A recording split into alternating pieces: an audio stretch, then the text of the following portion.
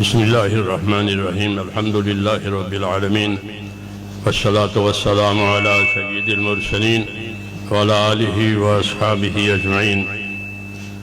میرے بزرگوں اور پیارے بھائیوں، اللہ تعالیٰ آپ حضرات کی خدمات کو قبول فرماوے، پورے عالم میں حق اور ہدایت کے عام ہونے کا ذریعہ فرماوے۔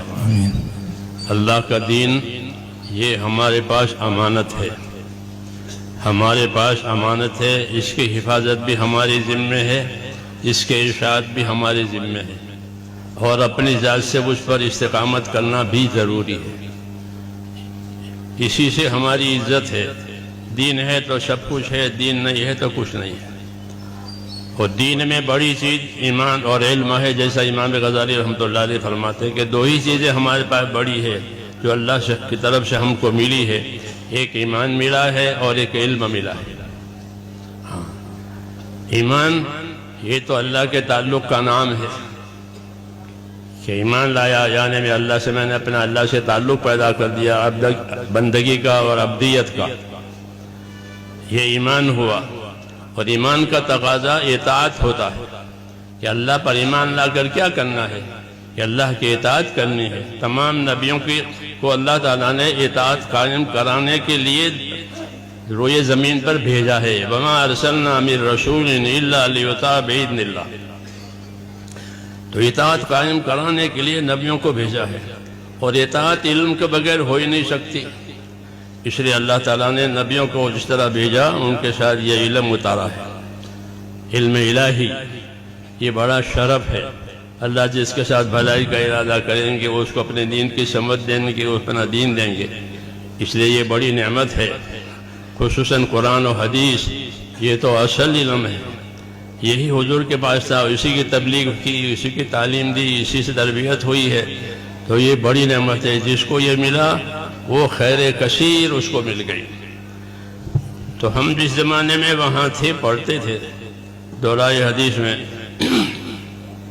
تو جب ہمارا سال ختم ہوا، 149 تھے ہم لوگ، 150 میں ایک کم، تو حضرت رحمۃ اللہ علیہ نے بخاری شریف ہماری ختم کرائی، پھر اپنی چوکی پر کھڑے ہو گئے۔ اللہ ان کو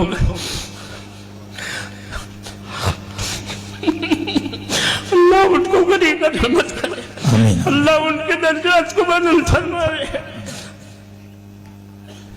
ہم لوگوں کو اپنے چوکی پر کھڑے ہو کر کے بخاری شریف کی اور ترمذی شریف کی اجازت دی ہے کہ میں تم لوگوں کو اجازت دیتا ہوں۔ یہی ایک شرف اللہ نے ہم کو بھی دیا ہے۔ اس لیے جیسے میرے حضرت رحمۃ اللہ علیہ نے مجھ کو اجازت دی تھی بخاری شریف کی اور ترمذی شریف کی، تو ان پڑھنے والوں کو بھی میں اپنی طرف سے ایسی اجازت دیتا ہوں اس میری شیخ نے مجھے۔ اللہ تعالیٰ مجھے بھی قبول فرمائے، آپ کو بھی قبول فرمائے۔ علم کا مقصد کہ علم کیوں اترا ہے؟ علم تو اس لیے اترا ہے تاکہ اللہ سے اپنا تعلق صحیح کیا جائے۔ عقائد میں، اعمال میں، اخلاق میں، سب چیزوں میں علم رہبری کرتا ہے۔ اس لیے صحیح علم لینا ہے، اور سب سے پہلے اپنے آپ کو اپنے علم کے تابع کرنا ہے۔ جو اپنے علم کے تابع کرے گا وہ ہے عادل، عدول۔ اور عادل اسے کہتے ہیں کہ جو اپنے آپ کو اپنے علم کے تابع کرے، اور جو اپنے علم کے تابع اپنے آپ کو نہ کرے اس کو فاسق کہتے ہیں۔ اللہ نے بنی اسرائیل کے علماء کو عام طور سے فرمایا کہ ان کی اکثریت فاسق ہے، حالانکہ ان کے پاس علم ہے۔ کیوں؟ کہ وہ اپنے علم کے تابع نہیں تھے، انہوں نے علم کو اپنے تابع کیا تھا، علم کو اپنے تابع کیا تھا۔ وہ تحریف بھی کرتے تھے، تاویل بھی کرتے تھے، جی ہاں۔ اس لیے ان کو کہا کہ ان کی اکثریت فاسق ہے۔ تو اپنے علم کے تابع نہ ہونے والا فاسق کہلاتا ہے، ہاں، اور اپنے علم کے تابع ہونے والا عادل کہلاتا ہے۔ صحابہ سارے کے سارے عادل ہیں کہ وہ اپنے علم و ایمان کے تابع ہیں، اور انہوں نے اپنے ایمان کو، اپنے علم، اپنے آپ کو ایسا تابع کیا کہ ان کو اللہ تعالیٰ کے نبی کی طرف سے سند ملی کہ اصحابی کا نجوم، کہ میرے صحابہ تو ستاروں کی طرح سے، کہ ستاروں میں روشنی بھی ہے، رفتار بھی ہے۔ ستاروں میں روشنی بھی ہوتی ہے، ان کی روشنی سے لوگ فائدہ اٹھاتے ہیں، اور ان کے اندر رفتار بھی ہے کہ ان کا نور کا تعدیہ ہوتا ہے۔ اسی طرح اس علم میں بھی دونوں باتیں ہیں کہ اپنے آپ کو اپنے علم کا تابع کرے. اگر اپنے علم کے تابع عالم نہیں کرے گا تو اپنی خواہش کے تابع ہوگا. یا تو ہدا یا ہوا، ان دونوں میں سے ایک کی تابعداری آدمی کا نفس قبول کرتا ہے. اگر ہوا کے تابع ہو گیا تو پھر وہ کام سے گیا. کہ سب سے زیادہ گمراہ وہ ہے جو ہوا اور خواہشات کی تابعداری کرے. اس کے مقابلے میں ہدا ہے، صحیح ایمان، صحیح عقائد، صحیح اعمال. هو الذي ارسل رسوله بالهدى ودين الحق، کہ اللہ نے اپنے نبی کو ہدا اور دین حق یعنی صحیح عقائد، صحیح اعمال کے ساتھ بھیجا ہے. تو ہم اس کا اتباع کریں گے، اس کی ہمیں ہدایت ہے. یہی وہ علم ہے جو نبی کریم صلی اللہ علیہ وسلم کی طرف سے ملا ہے. اور ایک تو ہمیں اپنے علم پر استقامت پیدا کرنی ہے. یہ سب سے پہلا تقاضا ہے کہ ہر عالم اپنے آپ کو اپنے علم کا تابع کرے. ہاں، یہ تقاضا ہے. فاستقم کما امرت ومن تاب معک. آپ کو حکم دیا جا رہا ہے کہ اے نبی، جو بات آپ پر آ رہی ہے اپنے آپ کو استقامت کے ساتھ اس پر رہیں، اور جو آپ پر ایمان لائیں وہ بھی استقامت کے ساتھ رہیں. تو ہمارے علم نے ہم کو استقامت کی دعوت دی ہے. اللہ نے کہ اپنے علم پر استقامت کے ساتھ رہو.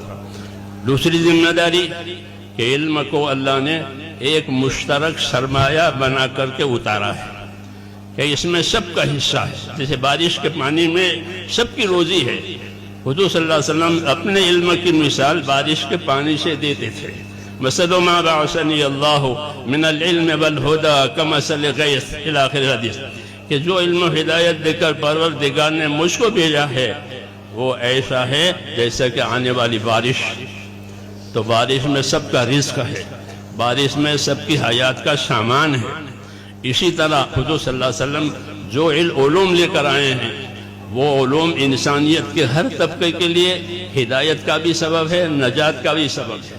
حاکموں کا طبقہ، تاجروں کا طبقہ، زراعت کرنے والوں کا طبقہ، ملازمین کا طبقہ، یہ معیشت کے 4 طبقے ہوتے ہیں ہر زمانے میں.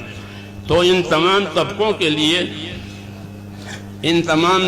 کے لیے رہبری اس علم میں ہے کہ وہ اپنے آپ کو اس علم کے تابع کرے.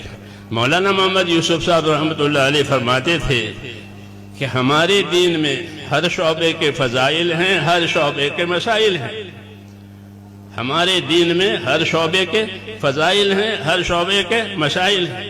حکومت اور اقتدار کے فضائل ہیں، اس کے مسائل ہیں. تجارت کے فضائل ہیں، تجارت کے مسائل ہیں. زراعت کے فضائل ہیں، زراعت کے مسائل ہیں. مزدوری کے فضائل ہیں، مزدوری کے مسائل ہیں.